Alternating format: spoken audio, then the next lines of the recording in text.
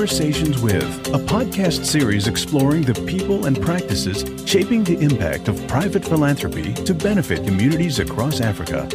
Conversations With is produced by the Africa Grantmakers Affinity Group, working to promote robust, effective, and responsive philanthropy and to build a network of informed, engaged, and connected funders. Visit the africagrantmakers.org website for program notes and to join our mailing list.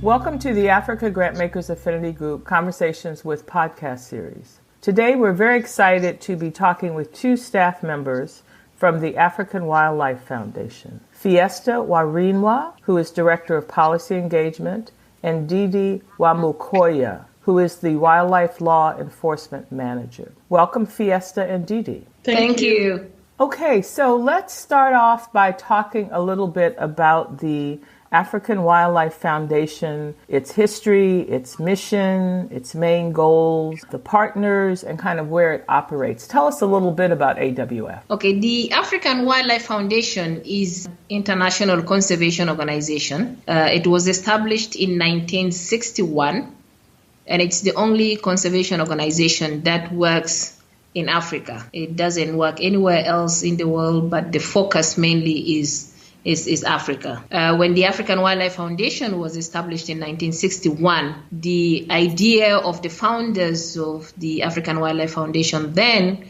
was to give Africans the opportunity to be able to manage their wildlife resources. It came at a time when most of the African countries were getting their independence. And on the basis of that, the founders of the African Wildlife Foundation decided that there was need to build the capacity of Africans so that after independence, then the Africans will be able to manage their resources. That resulted into the founders establishing two wildlife colleges, one in Tanzania, which was meant for the Anglophone countries, mainly targeting East and Southern Africa.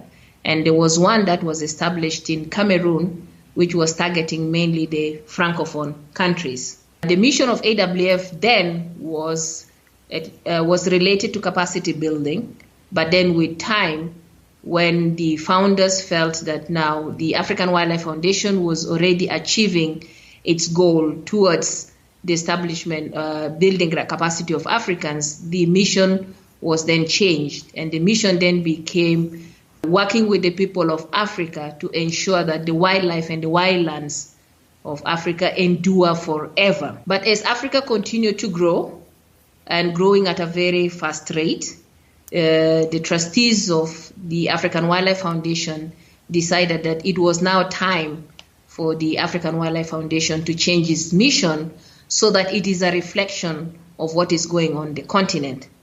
About 3 years ago, the mission was then changed. And the mission today reads, the African Wildlife Foundation mission is the wildlife and wildlands of Africa endures in modern Africa. And this is a reflection of what is currently the kind of development that is going on within Africa.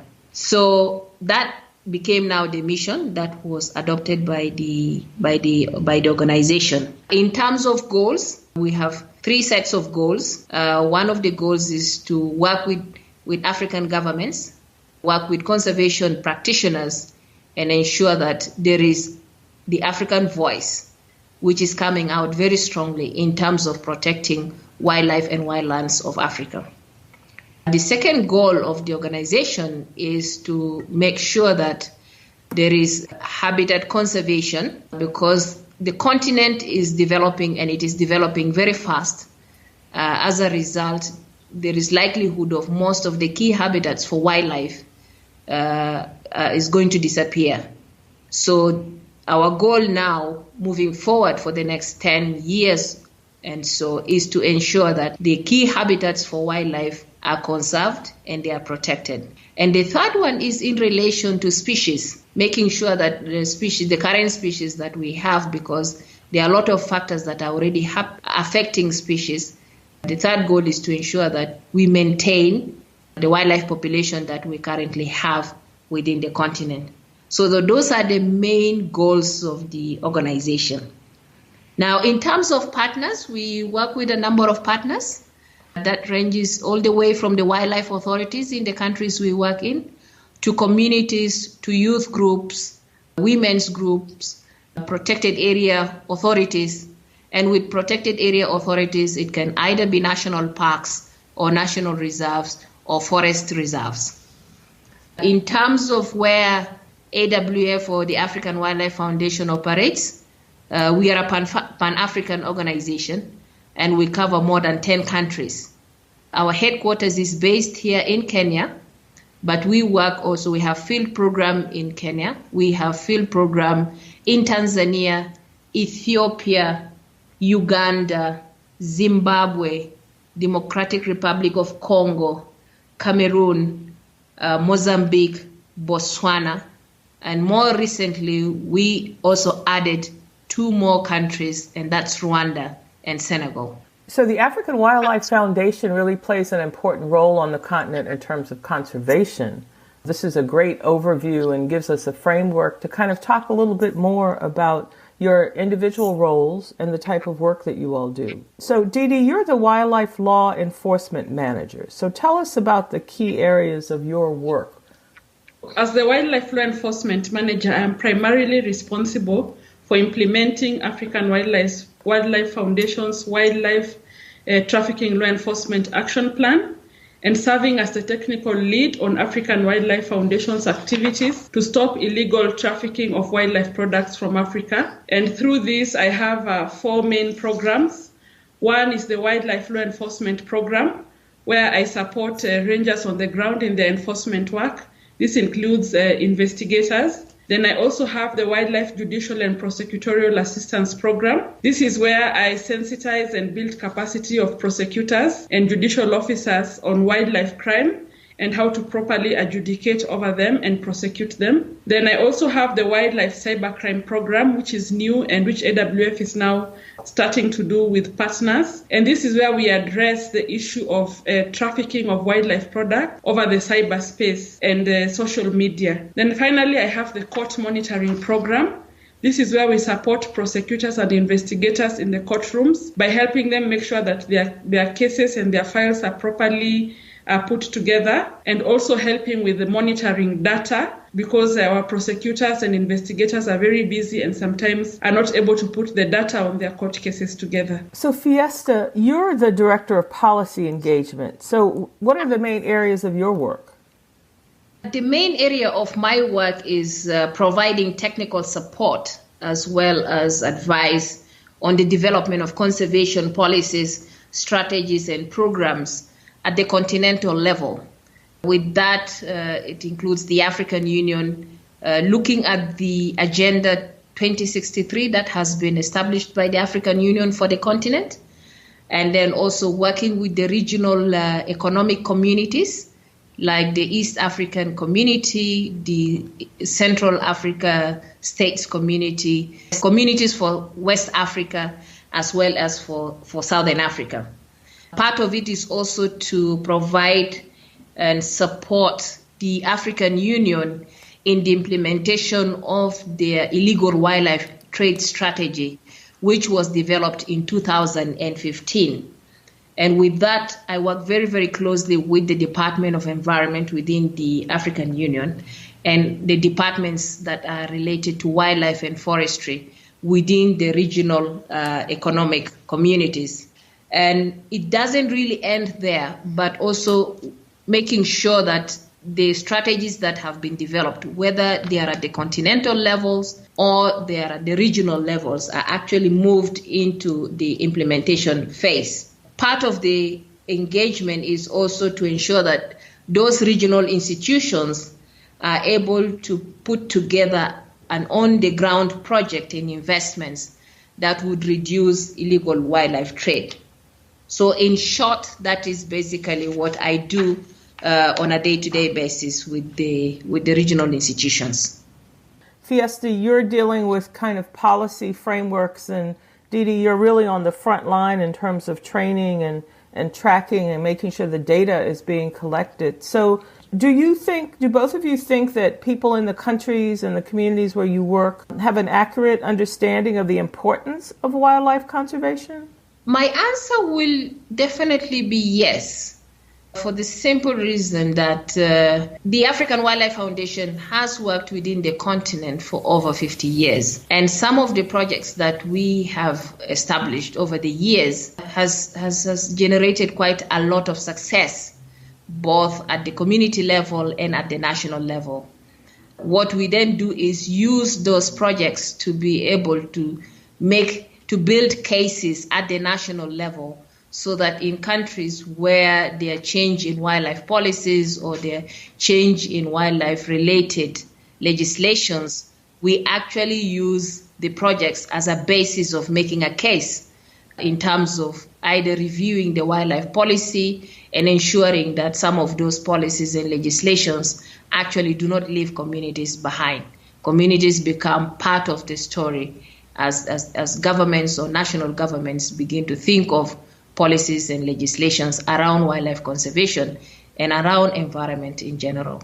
To add to what Fiesta has said, in many of the African countries where we work, public participation is key in formulating the wildlife policies and wildlife legislation. So communities have an input into the law, and they're also made aware of what the parliament is going to legislate in terms of wildlife legislation. But that aside, African Wildlife Foundation does a lot of advocacy after laws have been enacted or policies passed, so that communities can know their rights with respect to the wildlife, and they can know that, for example, they have a right to access the wildlife, and also the benefits that they can get from wildlife and wildlife products. So there's a lot of advocacy which African Wildlife Foundation does after the laws have been enacted.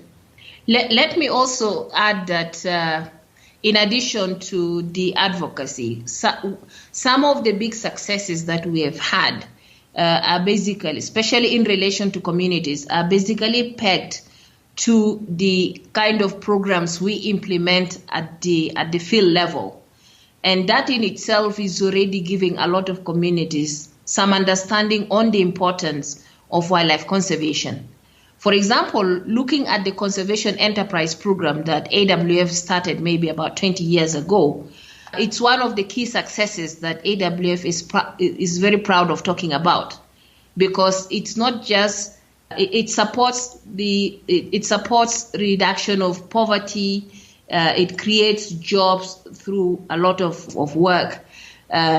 The projects also make sure that there is some incentives that go to the communities. So the element of job creation and improving the livelihoods of rural communities through income generating activities is one of the key outcomes of the projects that AWF, of the conservation projects that AWF have established over the years. And a lot of the projects are more of tourism related enterprise, but we also have other projects that are non-tourism related. So what have been some of the main challenges to your work that have emerged as you have worked on various programs over the years? So in my area, in wildlife law enforcement, some of the challenges I encounter are the increasing demand of wildlife products. We have the demand for iconic species products like elephant, ivory, and rhino horns. But we also are seeing an increasing demand of live animals for the pet trade. So we see chameleons being illegally traded and other species like tortoises and turtles. We also see organized crime is now encompassing wildlife trafficking. And a recent research by the UN stated that wildlife was the fourth most trafficked product in the world in 2018. So we are seeing that wildlife is now being used by wildlife products, and wildlife trafficking is being used by criminals as a way of gaining illegal income. Another challenge we face is the nature of wildlife crimes, which are environmental crimes, and therefore they are quasi-criminal. So the stigma attached to penal offenses like murder and rape, for example, are not attached to wildlife crimes. When somebody is committing a wildlife crime, they'll therefore not think about how the community or society will view them negatively, because that stigma is not attached to these crimes. We have also experienced very low penalties for wildlife crimes in some of the countries where we work. So it becomes profitable for the criminal to commit the crime.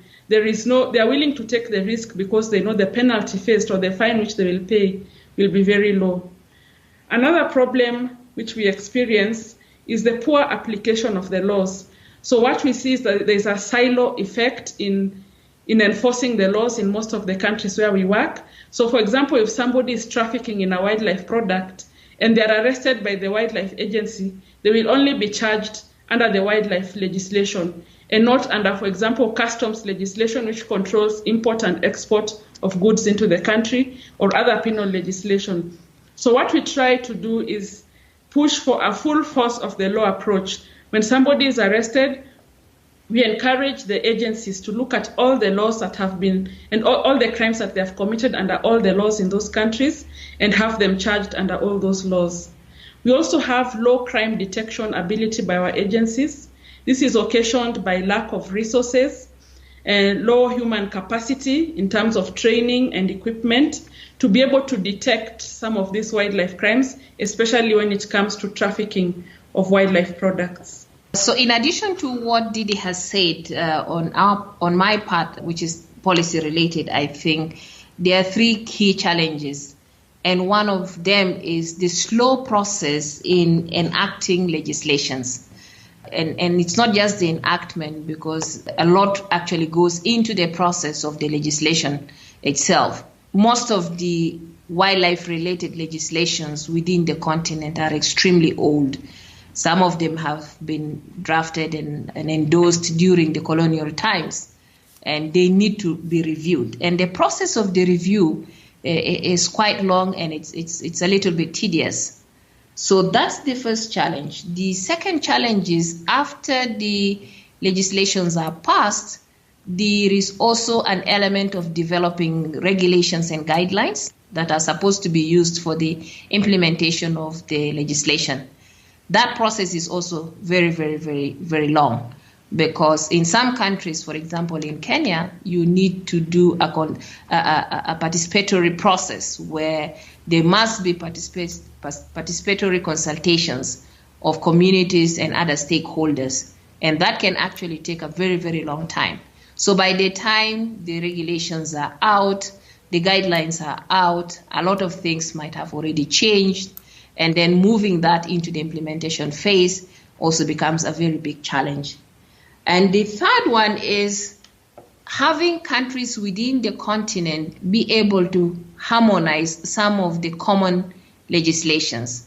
For example, at a regional level, you have the East African Community that is encouraging countries to be able to harmonize some of the laws and some of the policies between the countries. And that in itself is also a process that takes a little bit longer. So if, for example, you have Kenya that has already enacted its new law in 2013, Uganda is probably just picking it up the other day. So the pace and the speed and the space within which each of the countries are moving in terms of harmonizing their legislations is basically very, very slow. And that definitely has an impact when now Didi is implementing her part of the work. So those are the three fundamental challenges that I always keep encountering. And of course, funding is also an issue. You will find that when the process begins, sometimes the government or the line ministries or the wildlife authorities that are in charge, that are supposed to be providing leadership in the review process, might not have the funding to be able to get the process started. And if the process gets started, somewhere along the way, government will then probably shut down a little bit because there is an election period coming ahead of us, and everybody's attention is towards that election. Then a new crop of parliamentarians come in. You have to get them up to speed with where it has all stopped. And there's a bit of politics that is also being played in there. So the process is a little bit lengthy, and it can be challenging. Why is the role of women important? I think the role of women is quite crucial, especially for communities that live adjacent to to protected areas. A lot of them are the ones who sometimes get, or if not sometimes, almost all the time get a lot of encounters with wildlife. whether they are going to fetch firewood or whether they are going to fetch water, whether they are going to fetch grass close to protected areas, they are the ones who always get a lot of the first encounters with wildlife. The other bit, again, is that with their traditional knowledge, they also are able to kind of assess situations before they go out. And they more or less think ahead of time because of the experience that they have had. The only challenge probably that they have is that whatever they go through, and it's the same case with even those of us who are in the conservation sector, is that their stories are never told out. People never get to hear about what women who live next to protected areas go through and what they do, so that the whole world gets to know that there is something that they are doing. So that's one of the key points that is important to highlight. For law enforcement, we are seeing more and more women taking up roles in law enforcement, which was a traditionally male-dominated area. So especially in terms of prosecution, as more women study law in African countries, we are seeing more of them taking up prosecution of wildlife crimes. We're also seeing women now doing investigations and being in the intelligence departments, collecting intelligence related to wildlife crimes. Women are also now being involved in wildlife patrols and wildlife operations in the field, which include also monitoring wildlife in the field. So we are seeing women, and young women especially, more and more taking up wildlife conservation and especially wildlife law enforcement as a career option, which was not there some 20, 30 years ago. I'm wondering for both of you, are there some success stories from AWF's work that stand out for you, that you think people should be aware of, and that perhaps give a good snapshot of why AWF is so important in terms of conservation across the continent? I would say there are a couple of success stories. Having worked for AWF for the last 20 years, I would use, again, the Conservation Enterprise Program as one of the programs that is not just a success at the community level for all the communities living next to protected areas, but more specifically for women. And this is because when we started the Conservation Enterprise Program, AWF ensured that there was improved involvement and participation of women in community-related activities that are tied to conservation. So there is representation of women in leadership and decision-making at the project level, and the projects that target women, there are specific projects that target women, and ensuring that they are also beneficiaries of jobs and incomes that come out of those projects. So in brief, it's basically empowering the women economically. So that stands out very, very, very well for me. And I think it's a story that the world needs to know about. For me, some of the success stories, there are quite a number, which I believe AWF has brought an impact in wildlife conservation from the law enforcement perspective. From our wildlife law enforcement program, we have been able to train 1,251 prosecutors, investigators, judicial officers, and wildlife officers across 15 countries in Africa. And this is from 2015. So over the last 3 or 4 years, we have been able to train this number of people. The people who have benefited from our trainings, especially judicial officers and prosecutors, have gone ahead to prosecute wildlife offenders, and we have seen very good results. For example, one of the judicial officers who attended our course in 2015, 1 month later, managed to give the highest fine available in the Kenyan law then, which was $200,000. The person was illegally trading in elephant ivory. So since the law was enacted in 2013, we had not seen such the maximum fine being meted out until that case in 2015 by the judicial officer who attended one of our trainings. We have also been lobbying a lot for amendment of the laws to make sure that the penalties are higher, they are more deterrent. And Through this, we have seen Kenya amend their law in January this year, and Uganda has amended their Wildlife Act in February this year. We have also seen prosecutors handling cases related to wildlife in a more strategic manner and asking for custodial penalties as opposed to the fines. So for example, in Ethiopia, a criminal was arrested in possession of elephant tusks, he had lion teeth, he had zebra skins, and he was going through the airport. And because Ethiopia has very low fines, that is $200 maximum for wildlife crime, the prosecutor actually asked for a custodial penalty, and the court agreed with him because of the nature of the crime.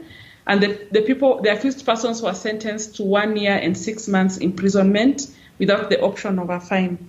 Through our canine program, we have also enhanced detection of wildlife crimes, and the dogs have done very well at our ports of entry and exit at our airports in getting wildlife products. And one key success is in Kenya, whereby the dogs have acted as a deterrent.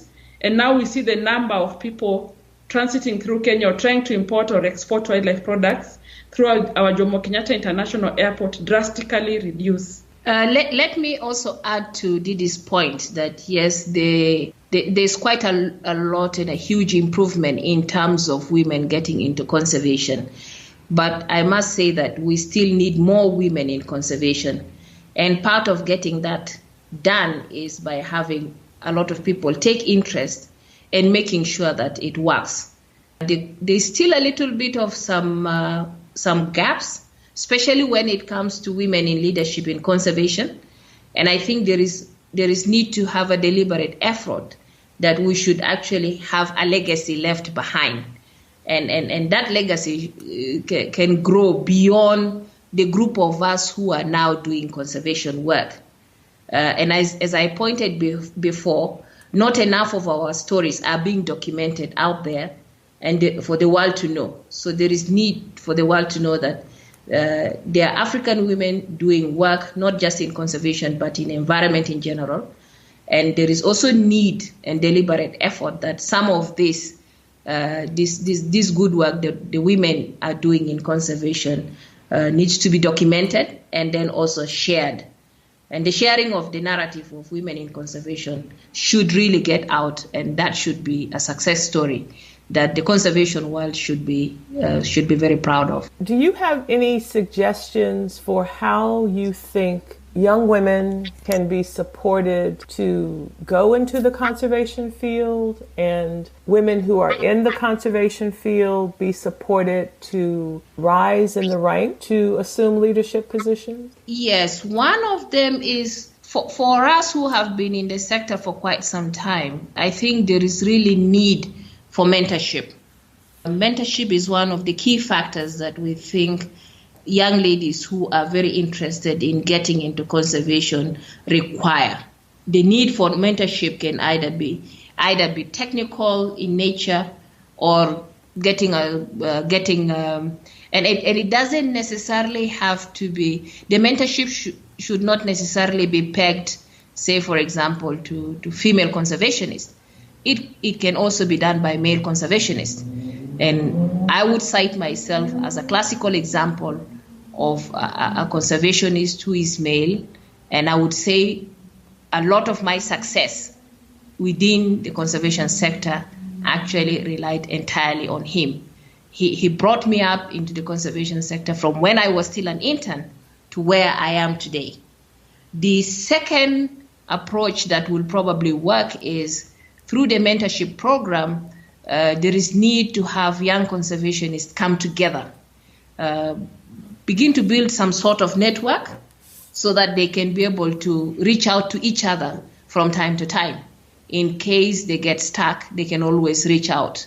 And there is also need to open up the conservation sector so that it doesn't necessarily confine itself to people who are probably from forestry or to people who are from specifically wildlife, which was the traditional way of doing conservation in the past.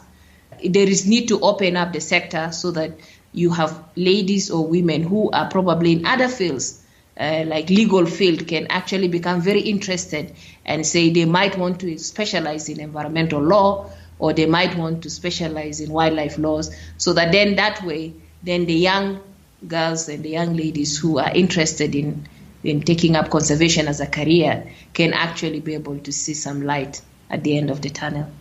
Adding to Fiesta's point, I think it is good to also make these young girls and women, when they're still in college or in high school, know that conservation is a career option. Conservation is good in that it is multidisciplinary, as Fiesta has highlighted, and therefore, even if you have an interest in environmental conservation or wildlife conservation, at the same time you have an interest in law, you can combine this and have a very successful career in wildlife conservation. So I think it is also good for us, or one of the ways to get many women on board is to target them at an earlier age when they're still deciding on their career options. Those are some really great suggestions about how to get young people and the next generation of women in particular to be interested in the conservation field.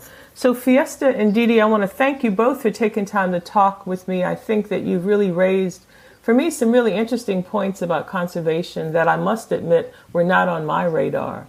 So if people want to know more about the African Wildlife Foundation, how would they find out more information about your program, and how could they get involved? They can get in touch through our website, which is www.awf.org. They can also reach out to us through our offices, whether it's our office in the UK, it's our offices in the US, or in Switzerland, or even within the continent. We are also available on social media, on Twitter, on Instagram, and on Facebook. So they can find us there, probably inbox us if they have any questions, and we will be able to respond. Thank you so much for taking the time to talk with me this morning. And thank you too. Thanks for listening to this episode of Conversations With. We hope you enjoyed it. Please visit our website at africagrantmakers.org and join our mailing list. Until our next Conversations With, be well.